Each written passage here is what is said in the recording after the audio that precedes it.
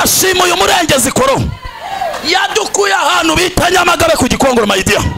Turashima uyu murengezi yadukuye ahantu Bushi bagira ibisheke gusa nta kindi bagira. Uyu mwanya uyu murengezi atubonye ngo yasanze twigaragura we mwivata nta muntu numwe wari udufitiye imbabazi ngo atubonye aravuga ngo baho abarozi bakozwe n'isoni igihe cyabo kirarangiye, igihe cyabo kirashize, hagezweho ijambo Imana yavuganye nawe. Hari abantu Imana yavuganye nabo, abantu Imana yavuganye nabo mavuze ngo amena ko pfuye. Dashoje si force tene enema hedi sikuwa sheni henidai. Ariko Mana we turashima uyu murengezi. Kera najyaga mvuga ururimi rumwe nk'imbwa vuga ngo Yesu, none ubu dusigaye tuvuga ngo mje, vuga ngo mje. Ntabwo twara abantu basomye beta we, none ubu dusigaye tuvuga ngo Maidia tukamenya icyo bisobanuye. Vuga ngo desakota. Usigaye uhura n'umuntu ukamenya icyo bivuze, ugahita umubwira ngo I love you, ugahita usubiza ngo tu. Arega dufite cewe dufite kandi dufite. Ariko we mwabaririmbyi banago mufite dufite abantu bafite mwazame. Haleluya. Dufite kwebwe zenifoyeda dufite. Ejo bundi barabigerageje Maidia, baraducishiriza batishiriza umugore wanje, baravuga ngo arapfuye birarangiye. Icyakora yaratwite uwo munsi ndirahungabana, baramamagara ngo ari bupfira kwa muganga. Umamagaye mitamubwira ngo dufite umurengezi. Hedi singine maye heta sakota. None aracyanekera ifiriti. Umugore wa muroze duturanye ejo yakozaga isida, yavunitse akaguru. Ndumva hari abantu bagiye kuvunika amaguru, ndumva hari abantu bagiye kukwimuka mu isetu ukoreramwo.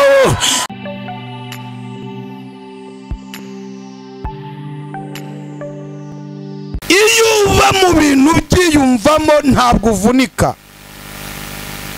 Uzi ikintu kituvuna nuko tuba mu bintu kubera runaka, ugakoma amashyi kubera kubonye unda yakomye, ukaririmba kubera kubonye unda aririmbye. Ariko ngera umukomanga umubwire ngo icara hano ubyiyumvamo. Amen. Imana ibahe umugisha, ukuboko kwiza kw'Imana kubane namwe. Umunsi wa siporo ntabwo uba woroshye, ariko ndabizi neza ko Imana iri budufashe. Ndagira ngo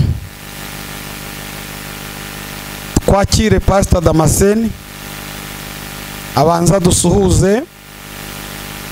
Amen. Amen. Narimvuze ngo amen. Atambuke yegere hano imbere dukomeramo Yesu amashyi adusuhuze. Hanyuma ndabizi ko umuriro ugiye kwaka, hari ibyo Imana igiye gukora. Kutavuze ngo amen. Bwira umuntu ngo hari ibyo Imana igiye gukora.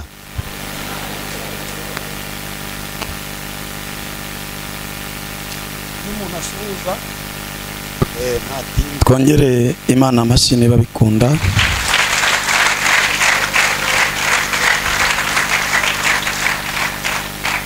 Fata Bibiliya yawe, soma muri Yesaya.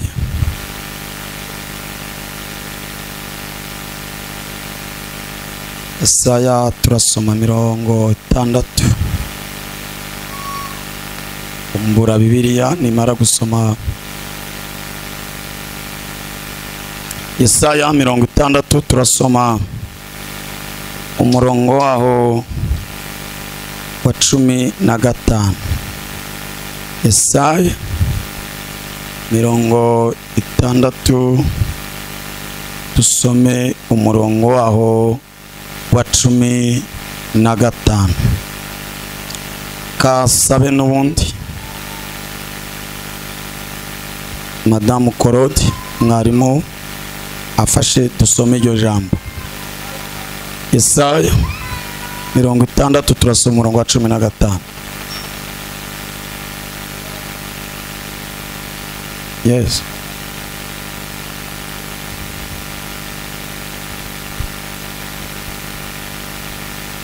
haravuze ngo nubwo waretswe, haravuze ngo nubwo waretswe ukangwa, ukaba warananzwe, ntihabe hari ukikunyuramo, ntihabe hari umuntu ukikwitayeho, nzakurutisha ahandi. Iravuze ngo izakurutisha ahandi, nguha ubwiza buhoraho. Iravuze ngo kandi izaguha ubwiza buhoraho n'ibyishimo by'ibihe byinshi.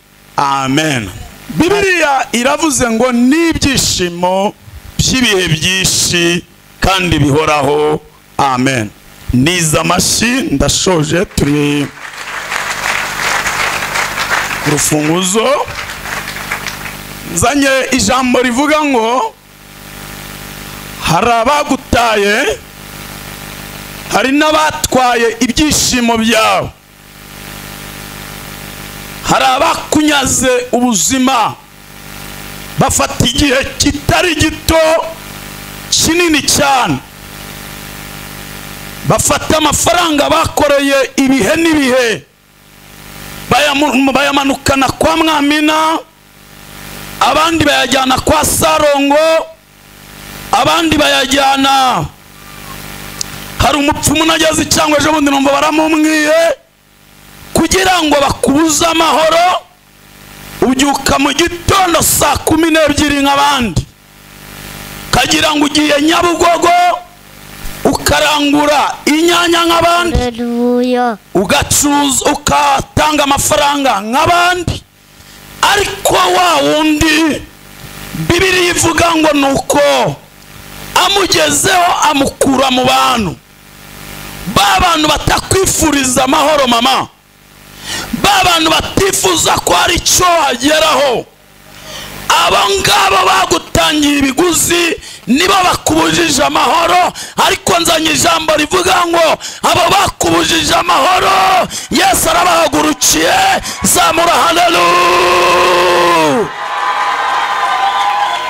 Setilangas Fosai nurufunguzo ndashoje. Tesando enegad shendi enima. Abantu bumvise amavuta tuvuga ngo amena. Nyeganyeza mugenzi wawe umubwira ngo hari abantu bagiye kukuzira. Nifashwe ndakongera igindi cyo nefas heda anokita. Hari abantu, hari umuntu ugiye kukuzira kubera amavuta mama, hari umuntu ugiye guhura n'akaga kubera amavuta.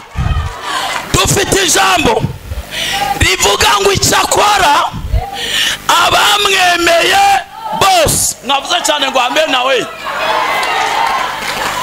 abo bahabwa, abo babona ubushobozi.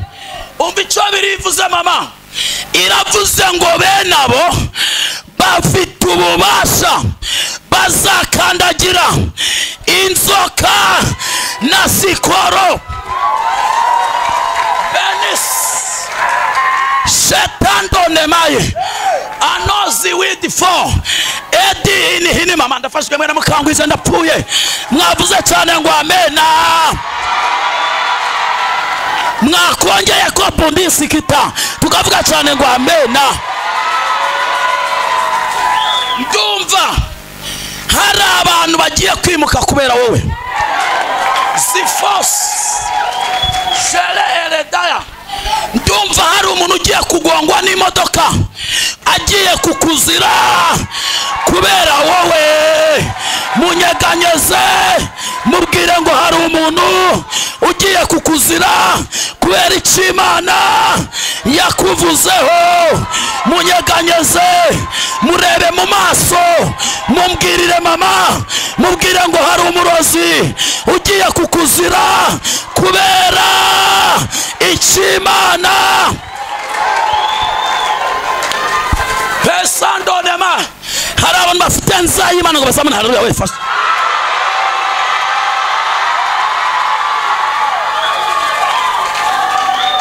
Ubundi uko birivuze iravuze ngo cyakora bakera bamwiringiraga ntabwo babagiraga kuko babaga bafite umurengezi. Ndatangaza umurengezi ku buzima bwawe, ndatangaza umurengezi mu bucuruzi ukora, ndatangaza umurengezi. Hari imigozi icitse kubera umurenge. Hedizinginima shetitifo mbonye Imana ikiza sida eshatu mw'iri teraniro kubera umurengezi. Hidi nimango hotasi foseneda. Imana iraguhomboye. Mbonye Imana ivugana nanjye irambwira ngo hari umuntu wakuziritse kugira ngo ujye ugenda usubira inyuma, ariko agiye gupfa kugira ngo inzira yawe ikomeze. Ariko Mana we mwavuze cyane ngo amena. Turashima uyu murengezi koro yadukuye ahantu bita Nyamagabe ku Gikongoro Mayidia. Turashima uyu murengezi yadukuye ahantu ibushi bagira ibisheke gusa nta kindi bagira. Uyu mwanya uyu murengezi atubonye ngo yasanze twigaragura we mwivata. Nta muntu n'umwe wari udufitiye imbabazi ngo atubonye aravuga ngo baho abarozi bakozwe n'isoni. Igihe cyabo kirarangiye, igihe cyabo kirashize, hagezweho ijambo Imana yavuganye nawe. Hari abantu Imana yavuganye nabo, abantu Imana yavuganye nabo bavuze ngo amena ko pfuye.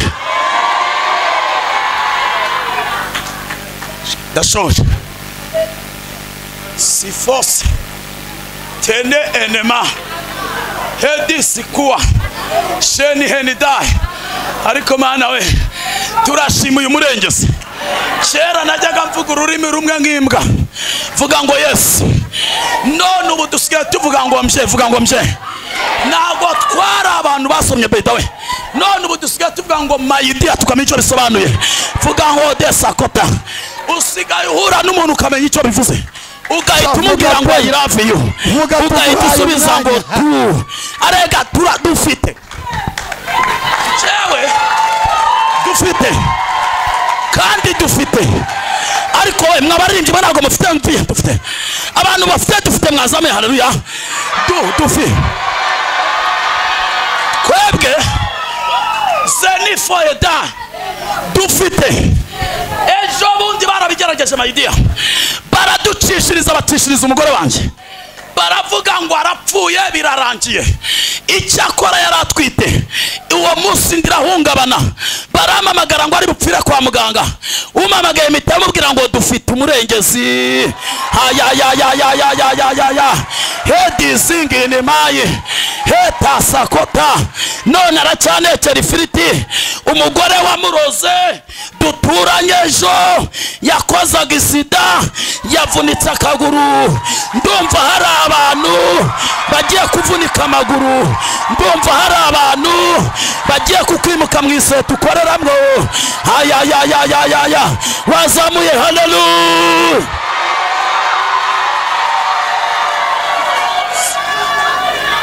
Hedi zingine ma shere ereda hedi zangonifu.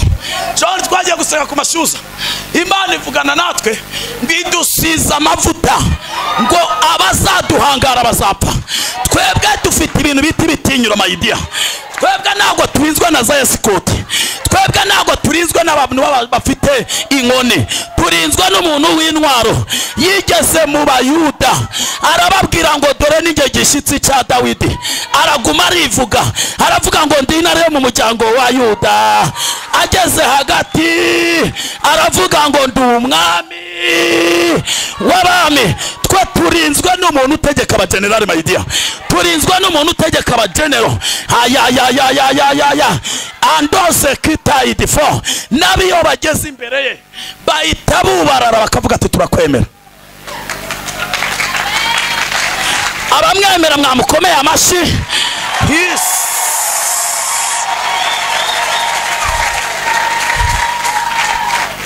Nyaganyeza mugenzi umubwire ngo ntacyo kibaye, dufite umurengezi mayidiya.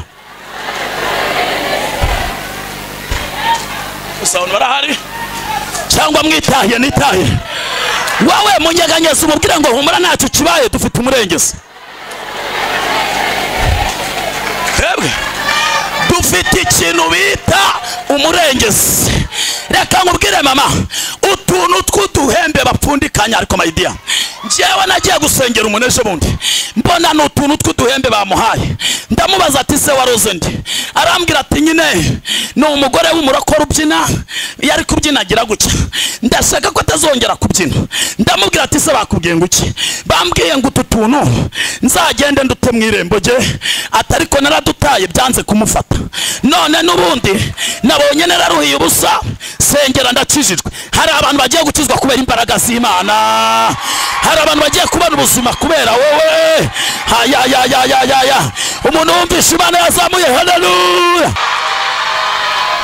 Umuntu uri kumva amavuta yashyigikiye agahaguruka agatera haleluya ko nywaye promotion. Pes eneda edishele hai italawi done si inikuta. Ongera uzamure haleluya.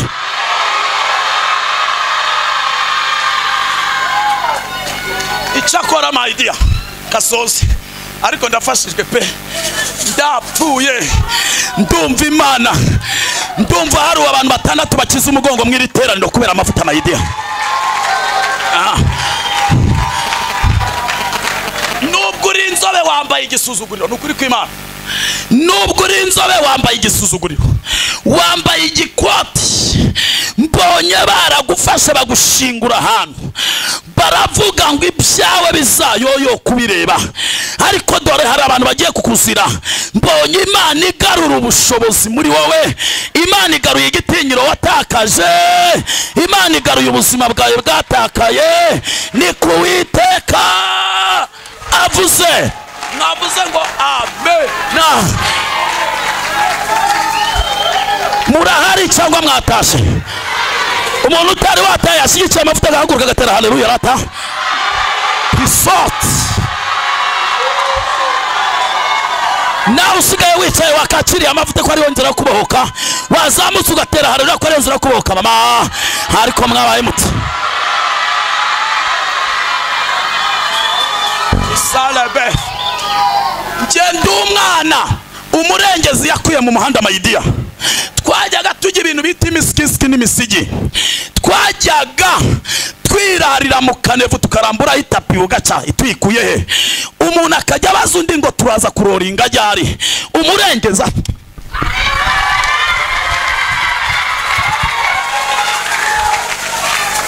umurengeza tugeze aravuga ngo nubwo afite amabinga sinakureka. Umurengeza ngeze aravuga ngo nubwo uri igikara sinagusiga.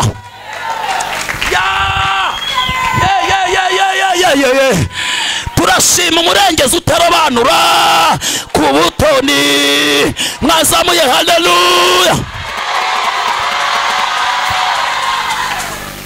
Ariko ubundi usibye kubeshya, mwese hari umuntu yabaye kwibanye mwajyamaga kubirago.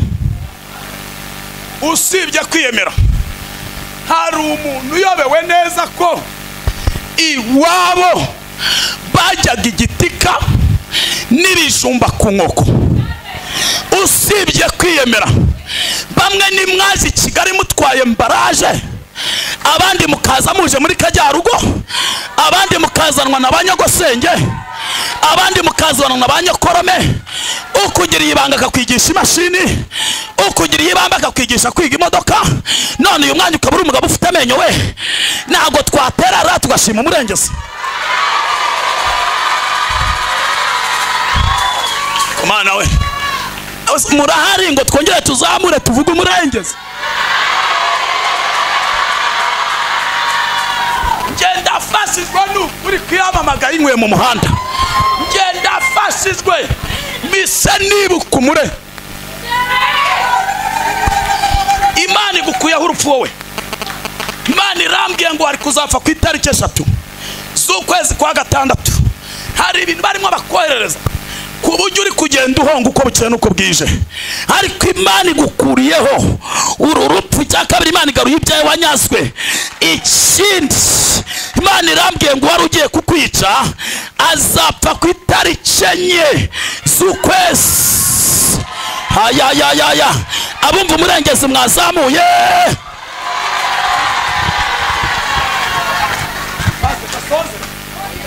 Gasoze ndumva ibintu bya zekotinima, ariko mana we turashima Imana yatwongeye akantu. Twajyaga tujya ahantu bagatangira ngo bonjour, ngo comment ça va, ça va bye, ukayebwa ibyo bavuga. Tuhageza abandi batangira bavuga ngo bakitwumva bari kuvuga utuntu tw'Utwongereza, turi aho ngaho tugatakara. Ariko ubu ngubu natwe tuhageze tukabona batangiye kuvuga ibintu bidutakaza, mu dutangira ati ziwidi for heta, ati ibintu urimo uvuga. Kwe dufite umurengezi n'ukuri ko Imana ko yamamagaye. Ubundi twebwe tugira abantu bambara inyenyeri twahura nabo tugatitira, ariko natwara igihe baza batugana amayidiya. Mahagera nkamubwira ati bitese, yatangira ati so, nkamubwira ati N4, nkamubwira ati gabanya ibintu bya so, iby'amanyenyeri bireke, banza wumva icyo Imana ivuze. Ati ndakumvisha.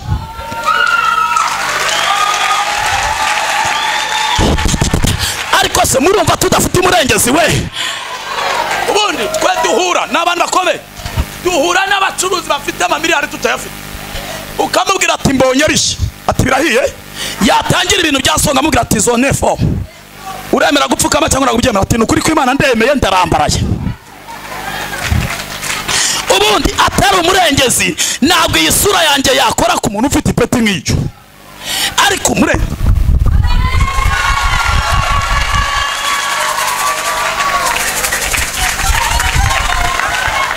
umurengezi ajya tugabiza ibintu tutari. Amen. Ana we, ubundi hari igihe tutari twemereye gufata mikrofone tujya mu rusengero, bakubwira ngo ugiye gushima, bakakubwira ati mbere yuko ushima ca muri biro tubwire ikintu uri buvuge. None ubu ntabwo twirirwa tubisaba gusa, kubera umurengezi tukinjira baravuga ati mwitegure twakiriye Pastor Damascene. Bamurebera mu isura bagatangira gushira mu mibare, yatangira kuvuga ibintu bya zekota, nutayakoma akayakoma, yakome mu izina rya Yesu. Kandi hedisingifo nushaka ubutaha muri etaje, Imana yakungabije. Njye mfite umurengezi. Kuba ufite etaje n'ibisobanuye ko wagezeho mayidiya, kuko udafite umurengezi byose ni zeru. Ariko turashimira umurengezi rata. Ubundi murumva muhari umurengezi cyangwa naho hari? Ngiye gusoreza kwa gakana. Hari umudamu uba muri Amerika mayidiya, yashize amafaranga kuri kotara depa. Ejo bundi yinjira kuri Zoom ndi gusenga, murebye ndamubwira tufite ikintu mu gituza. Arambwira ati nagiye kwa muganga cyaranze. Ndamubwira ngo mvuke Uwiteka avuganye nanjye mayidiya. Ahita ndebera mu isura, arambwira ati ariko ngiye hari abantu basengeye nabonye bafite amavuta. Abwira ati abona yawe, ngiye mfite umurengezi, nago nzanye amavuta ahubwo nzanye umurengezi. Wavuze cyane ngo amena we. Nangira gusenga ibintu ngo ho ariko mwabaye muto agihuburamwe araciruka. Uwo mwanya nyirabukwe wari utuye iruhande rwe yari ari wamujyanye muri Amerika Media. Imana itivuga ngo niwe wakurose, ariko bizageza kuwa 4 azagwa muri koma kuva waruka icyo kintu azapfa. Mu gitondo yanyandikiye message arambwira ngo mabukwe yapfuye. Ndamubwira ngo umurengezi yamunize. Hari ibintu umurengezi agiye kuniga, hari abarozi umurengezi agiye kuniga, hari abapfumu umurengezi agiye kuniga, hari abantu bakuroze inyatsi umurengezi agiye kuniga, hari abantu bakuroze karande umurengezi agiye kuniga. Wahagurutse tugasenga, hagarara ku maguru abiri, zenguruka nka kabiri ahantu wicaye, uvuge ngo umurengezi agiye kundengera.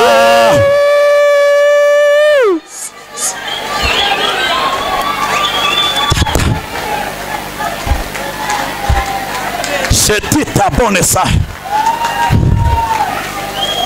Umuntu wumva ushigikiye amavuta akavuga ngo nibutse ahantu Imana yangu, njyewe ndi Uwiteka ndamwemeye. Ubundi sinirirwa mvuga. Umuntu wibuka ikintu Imana yakoze akavuga ati yaragikoze, ndabibona, ni umurengezi. Fata ituro dushimira Imana. Imana irakubohoye, ni kwivuganye nanjye, umurengezi arahageze. Mushumba senga, mushumba senga, telezegedefa tunipinisirge shetita ndonege irabade sansomenias shekita wi tune manga sedidinima. Imana irinze umugore wa mushumba n'ukuri kw'Imana. Imana irambwiye ngo afite ikibyimba mu nda, Imana irakibaze mw'iri teraniro. Talazinginima edize fosa edifo. Imana ibahaye inzu nini, Imana ibahaye inzu nini mushumba. Mbonye mutaha mu nzu nini ifite igipangu cyayo. Imana irambwiye ngo ibivugiye mu ruhame kugira ngo bazamenye ko ari Imana ikora.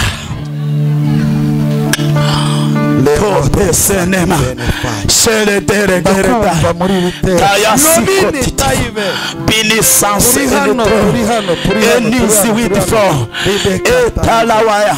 Imana irimo iravuga ngo hari umuntu amavariye nonaha yarapfukamye yumva yakicara. Imana imukuyeho amahembe 6 bari baramuteze kubera gupfukama. Shiti lebe sikinema hayasiko inidrome. Uyu mugabo pastor yavuze ngo ni inshuti ye. Imana ikuyeho umugore we kubagwa itarazinginima. Imana imukuyeho urupfu rutunguranye. Cya kabiri, Imana irishyuye ibintu bimeze nk'ibitishyuye. Niko Imana imbwiye. Iya senga mushumba. Data mu izina rya Yesu tukuramburiye amaboko kubera kuri Uwiteka. Tukuramburiye amaboko kubera kushoboye. Tukuramburiye amaboko kubera ibyo pole manda ya onekita yaba. Jeto te sanso que te beneferegereba. Limotai de sanso ne ve pas qui demande agi. Hando mene fasike ne mene taileva. Oui. Tembera Yesu. Tembera Yesu. Kuramburiye ibiganza. Yes. Wahora abantu. Chagagura ingoyi. Chagagura ingoyi. Chagagura ingoyi. Chagagura ingoyi. Chagagura ingoyi. Ngwino urengera abantu. Ngwino urengera abantu. Rengera abagabo. Rengera abagore. Rengera abasore. Rengera abakobwa. Rengera abantu ba tabara. Yes. Makuta yaba. Hindura amateka.